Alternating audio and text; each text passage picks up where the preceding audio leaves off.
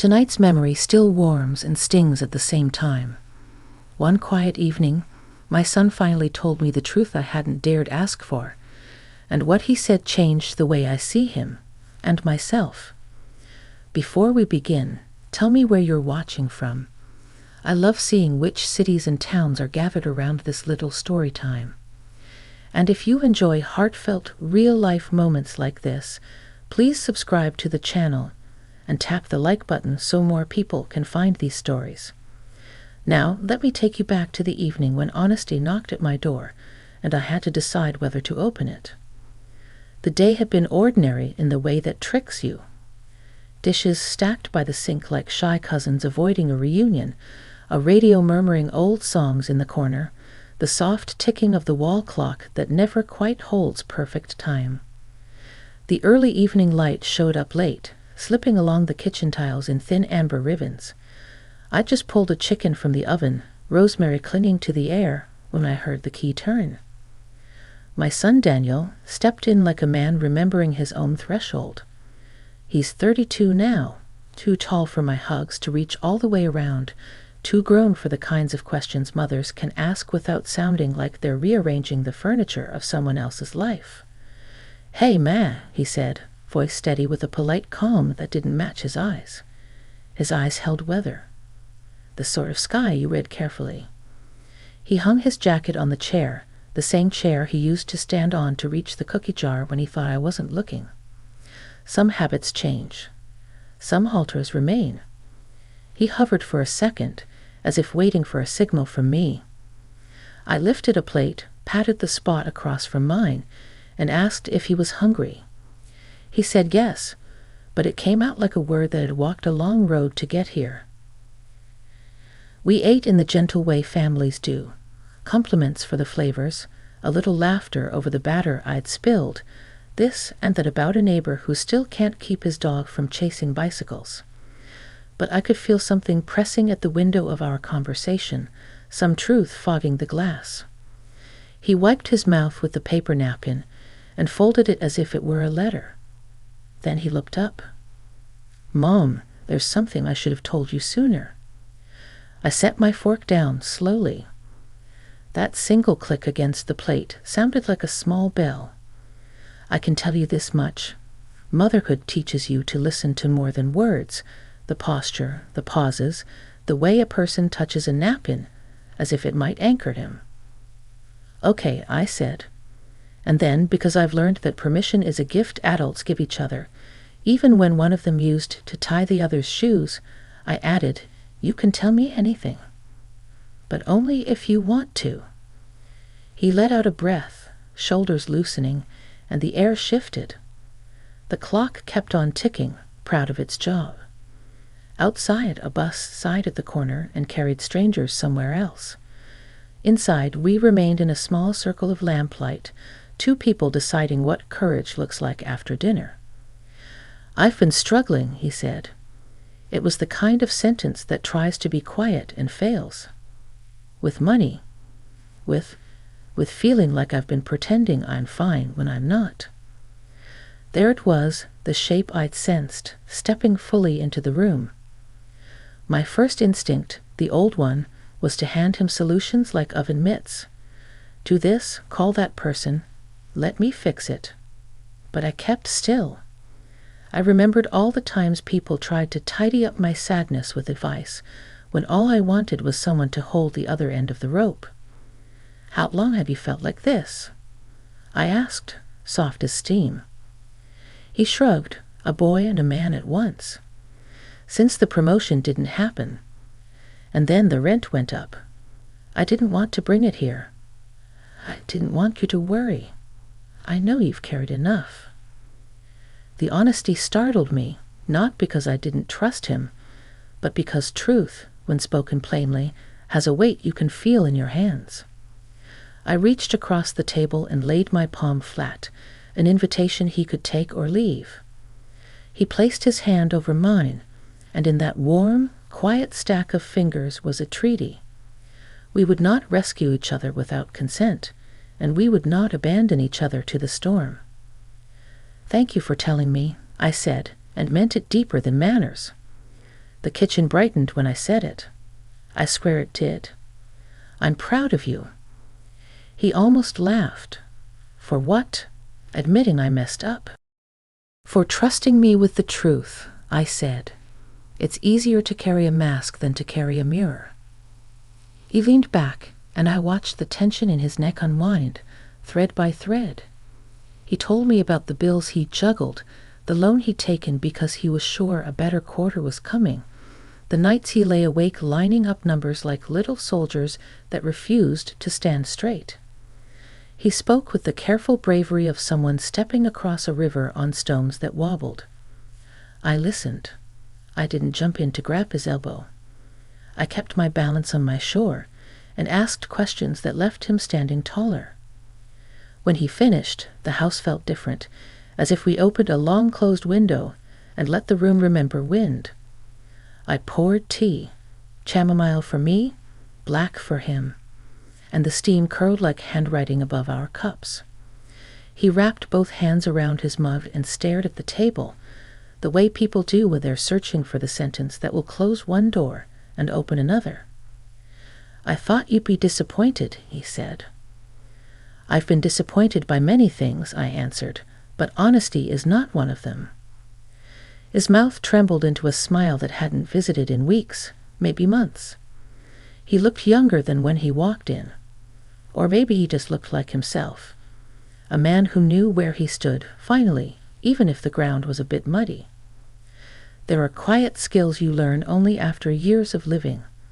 How to say less so someone will say more. How to let a silence be a chair and not a cliff. I asked if he wanted help thinking through a plan or if he needed me only to hear him tonight. He stared at the steam, considering, and said he wanted both. First the hearing, then the plan. So we covered the first part like a blanket and tucked it around the edges. He told me what scared him most. Not the numbers, but the feeling of being taken apart by a disappointment he hadn't prepared for. He admitted that pride had kept him from calling. He said he worried I'd think less of him, which told me more about how hard he tried to be someone's idea of steady than about who he was. When the time felt right, we began the second part. We didn't write a grand manifesto that night. We drew a simple map on a napkin, which seemed fitting for two people who'd once planned Halloween costumes on a grocery list. He would talk to his landlord to explore options. He would call his manager to ask kindly, clearly, about a development path. What skills to build, what timelines to expect. He'd list out his subscriptions and cancel the ones that served loneliness more than living. We picked 3 actions, not 30, because hope needs room to breathe. And then came the part that surprised me. His honesty took a deeper turn, away from money or promotions, and toward something more private. He glanced at the window. Outside, the streetlight pressed a coin of light onto the pavement. He met my eyes again.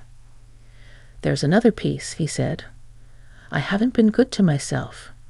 I keep something to push back the noise. It's not a crisis, but it's a habit that's taking more than it gives. The kettle clicked as it cooled, a tiny punctuation mark. I nodded once, slowly, letting him know I could stand beside him without stepping on his toes. Do you want to tell me what it is? I asked, or just that it is. He smiled at that, a small grateful tilt of the mouth. Just that it is, for now. Then that's enough, I said. You're not a report you owe me. You're my son. His shoulders dropped in a way I'll never forget, like a man setting down a suitcase whose handle had left a mark on his hand. We cleared the plates together, rinsing them under warm water, the evening sliding into the kind of quiet that isn't empty but full. He dried the dishes with the old blue towel stitched with our last name, a towel that has survived everything from burn marks to lemon juice. We moved around each other smoothly, memory guiding our steps. When he was putting on his jacket, he paused at the doorway. I was afraid you'd tell me what to do, he said. Oh, I could, I answered, and we both laughed. but I'd rather help you hear yourself." He hugged me then, the kind that doesn't grip but includes a circle drawn with calm arms. I smelled the winter air in his hair, the faint soap from our sink, the comfortable human scent that reminds a mother that her child is, after all, a person with his own weather and mornings. He let go first, as he should, and I opened the door. On the threshold, he turned and said, "Next week? Same time." "Next week," I promised. After he left, I stood in the kitchen a while longer. The lamplight rested on the table like a blessing. The napkin plan waited there, humble and true. I thought about how honesty isn't a confession you drop like a heavy thing. It's a bridge you build from one heart to another, plank by chosen plank, while the river keeps on being a river beneath you. I rinsed the teacups and set them on the rack, the water carrying away the last drift of leaves. The clock ticked, not perfectly, but faithfully enough, and the house let out a soft, contented sigh, as if it too had been waiting to exhale. I went to bed that night with a curious kind of peace, the sort that doesn't promise easy days, but does promise company while you walk through them.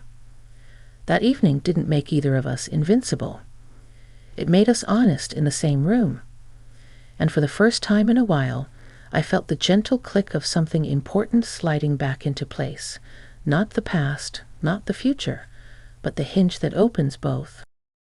The following week arrived like a neighbor who gives one polite knock and then lets himself in. All day, I found my eyes drifting toward the clock, which seemed determined to prove that seconds can be stubborn. I set the lamp on low, wiped the kitchen table twice, even though it didn't need it, and laid out 2 mugs, one blue and one white, as if color could decide the mood. The napkin from last time, our little map, waited beneath the salt shaker. I smoothed it with the back of my hand and told myself not to hover. Daniel's key turned at the same minute as before, a familiarity that soothed me more than I'd expected. He stepped inside with a gust of late winter air and a look that wasn't exactly lighter, but it was settled. He took off his jacket and hung it on the same chair, the ritual already rooting. He kissed my cheek the way grown sons do when they remember, and when they choose to. "Hey, Ma." "You're right on time," I said, and tried not to sound like the clock's mother. We cooked together. Well, we made a valiant imitation of cooking. I chopped onions, and he tried to remember how to dice peppers without chasing them across the cutting board. The sizzle of the pan felt like our own small orchestra tuning up. He told me about calling the landlord, how he practiced the conversation out loud on his drive, and almost turned the car around twice. The landlord had surprised him. No speeches, no thunder. They'd arranged a plan. A smaller payment this week, a bit more next, no late fees if he stayed in touch. Daniel said he felt both humbled and relieved, the way a person feels when a door they were sure was locked opens with a firm push. "And the manager?" I asked, stirring the pan. He nodded, eyes on the onions softening. Not what I wanted to hear, but what I needed. No fast track. But there's a training course starting next month. Skills they actually care about. She said if I complete it and take on one cross-team project, we can revisit the promotion path in 6 months. She was clear, Mom. Not cruel. Clear. The way he said clear told me how rare that had been lately in his world. I poured us water, and he told me about the subscriptions he'd canceled, the small army of tiny charges that had been marching across his bank statements. The gym he never visited, the premium app that served more autopilot than growth. He looked embarrassed when he mentioned the food delivery pass. I just nodded. Convenience, I said, charges a tax that's not in the brochure. We ate simply, bowls warm in our hands. I could feel a question pacing the border of our conversation. Last week he had said there was another piece. Tonight felt like the night that peace might step into the light. I didn't lean forward. I let quiet collect in the middle of the table until it felt like a soft place to land rather than a cliff to fall from. He set his spoon down and folded his napkin again, not like a letter this time, but like a small flag. I want to tell you the thing that I said I wasn't ready to name. Okay, I said and made my voice a porch light. It started small, he began, and a muscle in his cheek flickered. During the playoffs last year, couple of $5 bets on my phone with coworkers.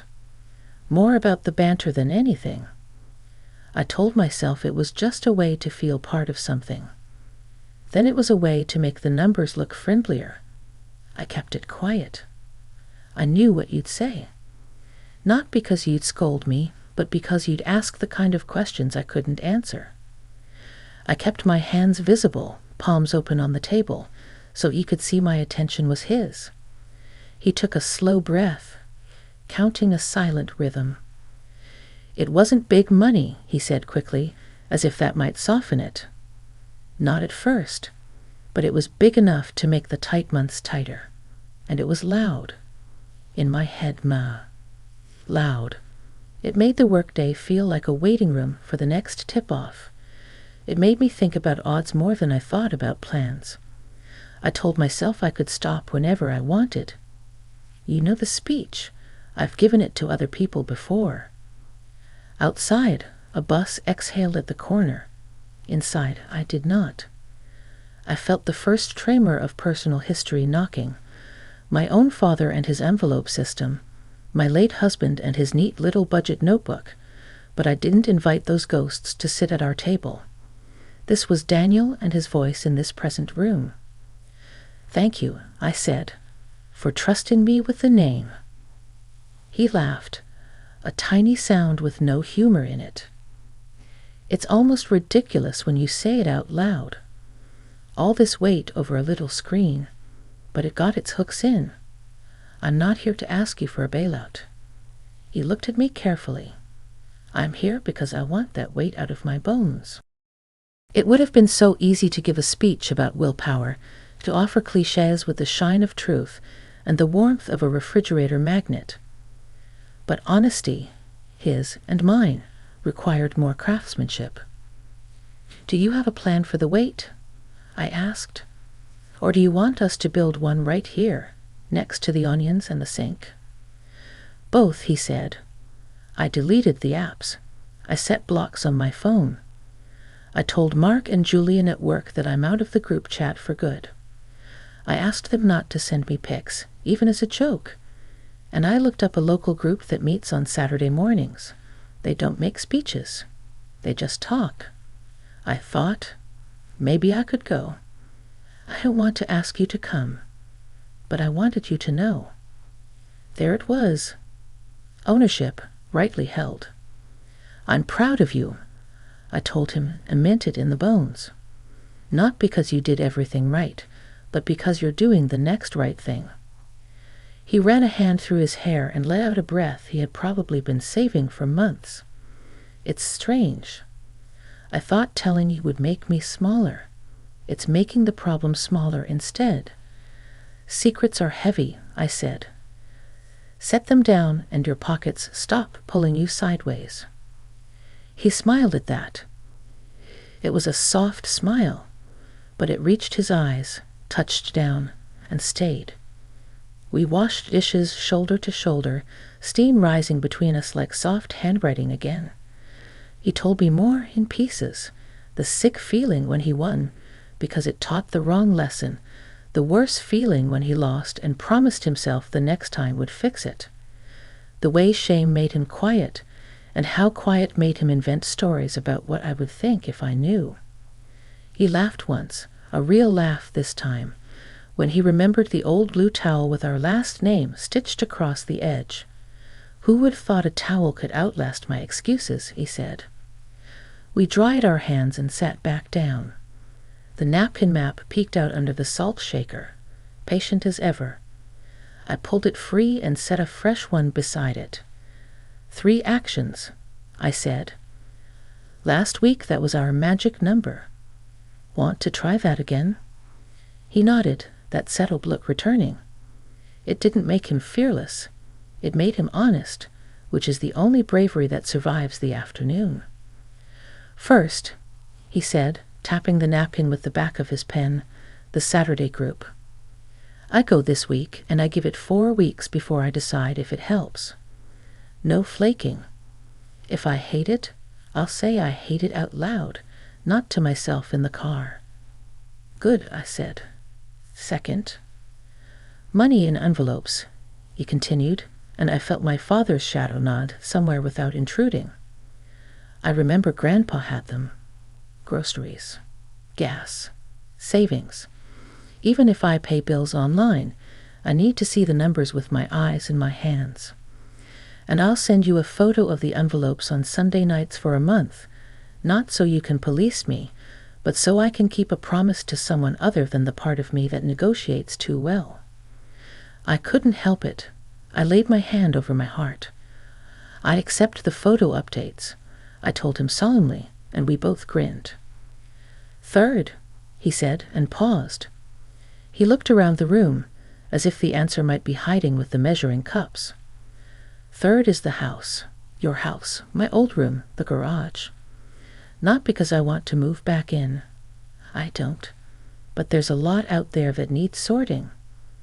I think I need to do something with my hands that ends with a visible, tidy result. Can we pick a Saturday afternoon to clean out the garage together? I'll take the heavy lifting." I pictured the garage, the boxes labeled summer, the camping gear we never quite mastered, the crate of tools that belonged first to my father, and then to my husband, whose neat budget notebook I hadn't opened in years.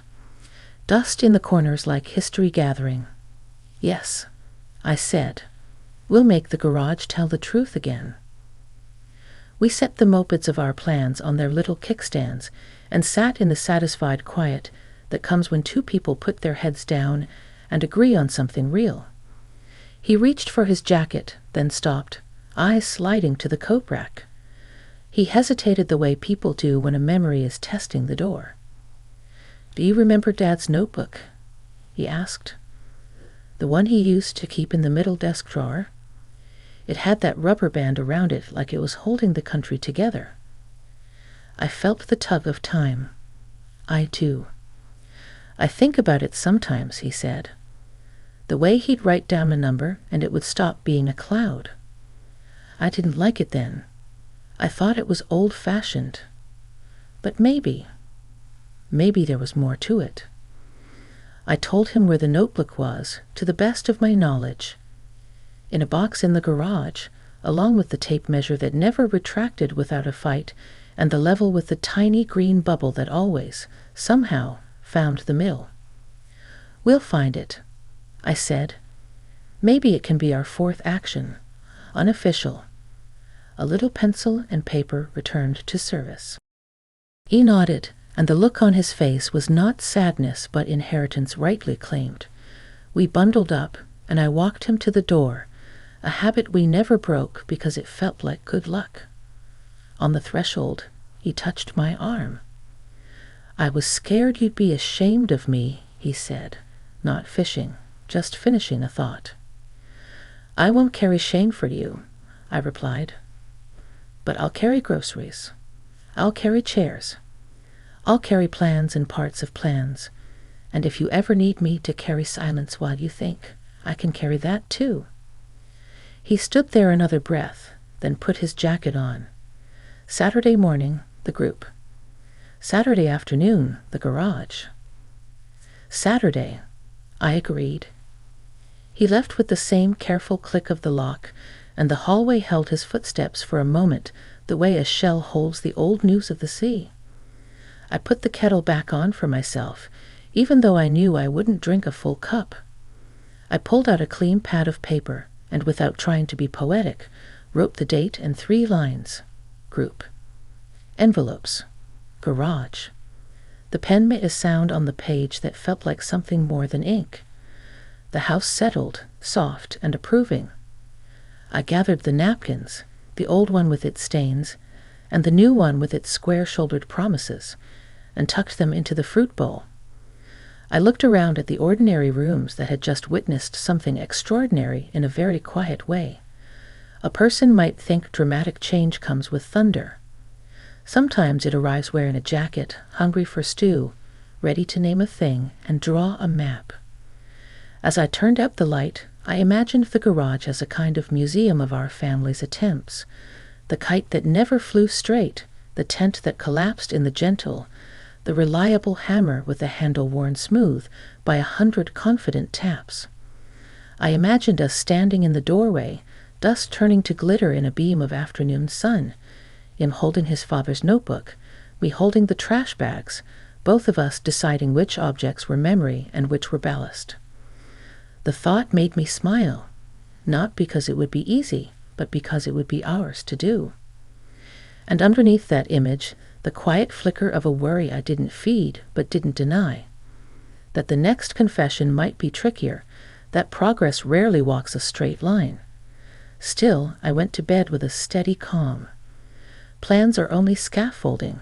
It's the trust that climbs them. Saturday was on its way, carrying boxes and an old green level, and if we were lucky, a pencil with enough lead left to make the present line up with the future. Saturday came with pale sunlight stretching itself over the street, and by the time Daniel arrived, I had already rolled up my sleeves. The garage stood waiting like an unopened letter, dust streaks on its windows and memories tucked into cardboard corners. He parked his car at the curb and walked up the drive with that steady look he carried since our last talk. Not fearless, but steady. We opened the garage together, and the air greeted us with the scent of old wood, oil, and time. Boxes leaned against one another like tired relatives at a reunion. The green bubble level peeked out from a cracked plastic bin. The tape measure lay coiled like it was guarding secrets. Daniel exhaled a low whistle. Feels heavier than it looks. I handed him a broom and kept a trash bag for myself. We worked quietly at first, moving aside holiday decorations, stacks of yellowed newspapers, and the old tent that had never held its shape. Every so often we'd hold something up and laugh. The kite that had once flown for only 5 minutes, the mismatched gloves nobody admitted to owning. Then, in the middle of a box labeled simply desk, Daniel found his father's notebook. The rubber band had given way, brittle with years, but the pencil marks inside were still clear, lines of numbers, little arrows, tidy notes about groceries and fuel. He sat on the step, turning the pages as if listening to an old voice. He really believed in order, Daniel murmured. I sat beside him, the broom across my knees. He believed in visibility. If he could see it, he could face it. Daniel nodded, tapping the paper gently. Maybe that's what I need. To stop hiding things in the glow of a screen and put them where I can't ignore them. We kept working, filling one bag with true trash, another with donations. The garage slowly began to breathe again, space opening where clutter had crowded out air. It wasn't just cleaning. It was an act of agreement. Each box we moved felt like proof that burdens didn't have to stay stacked in the dark. When we finished, we stood in the doorway, dust catching the light like glitter. Daniel wiped his hands and smiled. "Doesn't look perfect," he said, "but it looks honest." And that was enough. Enough to see progress.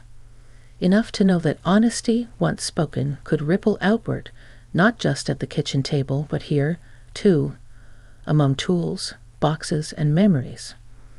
That evening, when he left, the garage door slid shut with a different sound. Not an ending, but a pause. The kind of pause that promises another chapter will be ready when we are.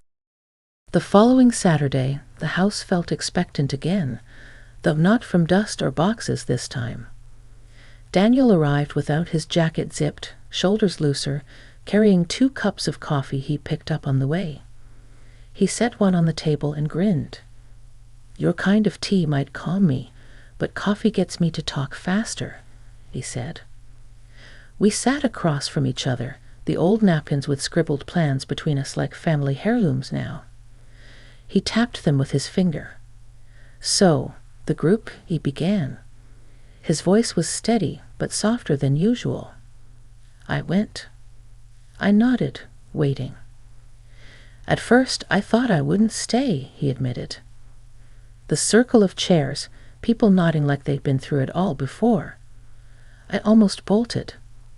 But then this older guy, Tom, I think, he said something that stuck. He said, "We all come here thinking our problem is shame. Turns out the problem is silence." Daniel paused, eyes distant, then came back to the room. And just like that, it didn't feel like a trap anymore. It felt like maybe the start of a trail.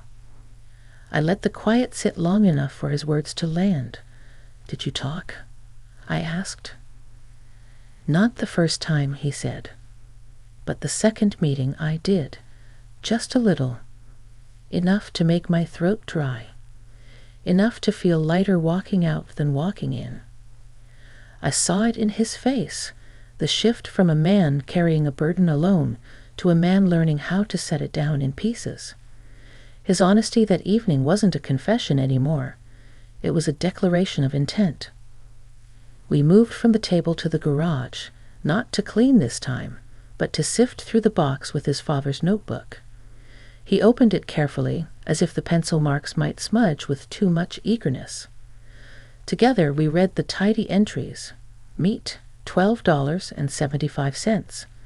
Bus pass, $8.50. Note about saving for a birthday cake. It wasn't the numbers that mattered. It was the care in writing them down. Daniel smiled, a half laugh. Dad was writing about dollars, but I think what he was really doing was proving to himself he had a say in his own story. "Exactly," I said. Money was just the language he used for hope. That night, we wrote our own first line in a new notebook. Nothing grand, nothing ceremonial. Just the date and a note about the envelopes Daniel had already set up. Then he wrote one sentence at the bottom of the page, "Keep it visible." When he capped the pen, he looked at me. "Don't expect perfection, Mom. I just don't want to keep living in the dark corners of my own choices." I reached across the table, not to rescue, not to lecture, but to remind him of the bridge we built. "Then don't," I said simply. "Keep the light on." He stayed a while longer that evening, telling me about work, about the coworkers who respected him for stepping back from betting, about the small relief of having nothing to hide. We laughed, too, about old garage treasures, about how the tent would always collapse no matter what, about how life sometimes does the same until you learn to stake it properly. When he finally stood to leave, he hugged me the same way as before, but longer this time. The kind of embrace that says not everything is fixed, but everything is acknowledged. At the door, he hesitated, then turned back. "You know, Mom," he said, "I was so sure honesty would make me weaker in your eyes, but I think it made us stronger." I felt my throat catch, but my voice was steady when I answered. "It didn't just make us stronger, it made us closer." He nodded once, as if tucking the truth into his pocket to carry with him. Then he left, his footsteps fading down the walk. Later, as I tidied the cups and smoothed the napkin plans once more, I realized that honesty had changed shape in our lives. It wasn't a heavy thing dropped on a table. It was a thread, weaving us back together, one evening at a time. And in that thread was strength, not fragility. I went to bed with the same peace I'd felt that first night, only deeper. Because I knew now that my son's honesty wasn't a single event. It was a promise. A promise that no matter how hard the road, we'd walk it without silence and without shame. Just side by side, in the light we'd chosen to keep on.